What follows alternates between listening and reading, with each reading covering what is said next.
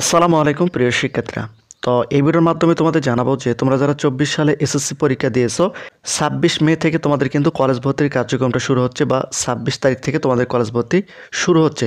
এখন বিষয়টা হচ্ছে যে তোমাদের মধ্যে অনেক শিক্ষার্থী ঢাকা বোর্ড থেকে এসএসসি পরীক্ষা দিয়েছে, কুমিল্লা, রাজশাহী, যশোর, চট্টগ্রাম, বরিশাল, সিলেট, দিনাজপুর, ময়মনসিংহ, মাদ্রাসা বোর্ড অর্থাৎ সকল বোর্ড থেকে কিন্তু এসএসসি 24 পরীক্ষা দিয়েছে।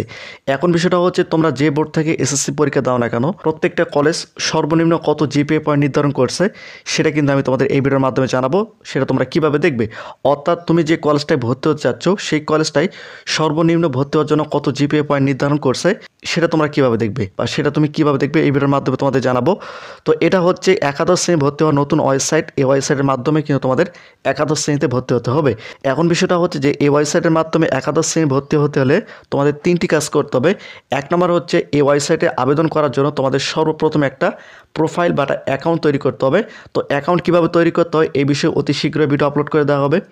তোমাদের যখন প্রোফাইল তৈরি করা হবে তখন তোমাদের কী করতে হবে, শিক্ষা বোর্ডে কিন্তু 150 টাকা জমা দিতে হবে।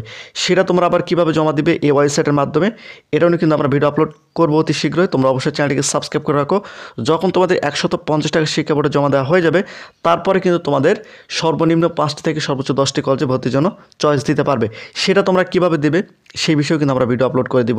তো তোমরা যারা এখনও চ্যানেলটিকে সাবস্ক্রাইব করো চ্যানেলটিকে সাবস্ক্রাইব করে রাখো।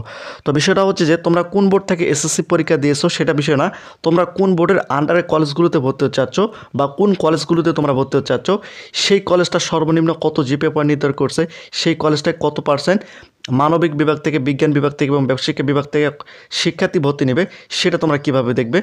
তো এখানে যে তোমরা দেখো, এখানে তোমরা দেখতে পাচ্ছ, দেখো কলেজ ওভারভিউ, এখানে তোমাদের একটা ক্লিক করে দিতে হবে। তো এই ওয়েবসাইটের লিঙ্কটা কিন্তু আমি ভিডিও ডিসক্রিপশনে দিয়ে রাখবো, খুব সহজে তোমরা কিন্তু এখানে চলে আসতে পারবে। এখানে তোমরা দেখতে পাচ্ছ, দেখো ঢাকা বোর্ড, কুমিল্লা বোর্ড, রাজশাহী, যশোর, চট্টগ্রাম, বরিশাল, সিলেট, দিনাজপুর, ময়মনসিংহ, মাদ্রাসা বোর্ড অর্থাৎ সকল বোর্ডের নাম কিন্তু এখানে রয়েছে, তোমরা এখানে দেখতে পাচ্ছ। এখন বিষয়টা হচ্ছে যে তুমি কোন বোর্ডের কলেজে ভর্তি হতে চাচ্ছ। এখন মনে করো তুমি ঢাকা বোর্ডের একটা কলেজে ভর্তি হতে চাচ্ছ, সেক্ষেত্রে ঢাকা বোর্ডের উপর ক্লিক করলে তোমাদের সামনে কিন্তু এইরকম একটি ইন্টারফেস শো করবে। তো এখানে কিন্তু আমার এখানে দেখাচ্ছে না, এখানে কিন্তু ব্ল্যাঙ্ক দেখাচ্ছে। তো তোমরা এখানে দেখতে পাচ্ছ, দেখো আমি অন্য একটা ব্রাউজার মাধ্যমে তোমাদের দেখাচ্ছি, এখানে তোমরা কিন্তু দেখতে পাচ্ছ। এভাবে তোমরা যে বোর্ডের মধ্যে কলেজগুলোতে ভর্তি হও না কেন সকল বোর্ডের কলেজগুলো তোমরা এখানে দেখতে পাবে। জাস্ট তোমাদের এখানে একটা ক্লিক করতে হবে। এখানে সাইটে তোমরা দেখতে পাচ্ছ ডাউনলোডের উপর ক্লিক করলে কিন্তু তোমরা পিডিএফটা খুব সহজে ডাউনলোড করে নিতে পারবে।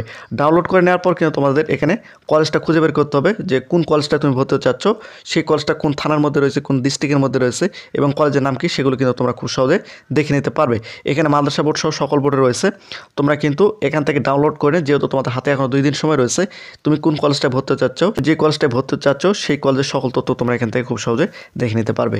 তো প্রতিনিয়ত শিক্ষামূলক খুঁটিনাটি আপডেট ভিডিও পেতে অবশ্যই চ্যানেলটিকে সাবস্ক্রাইব করে রাখো।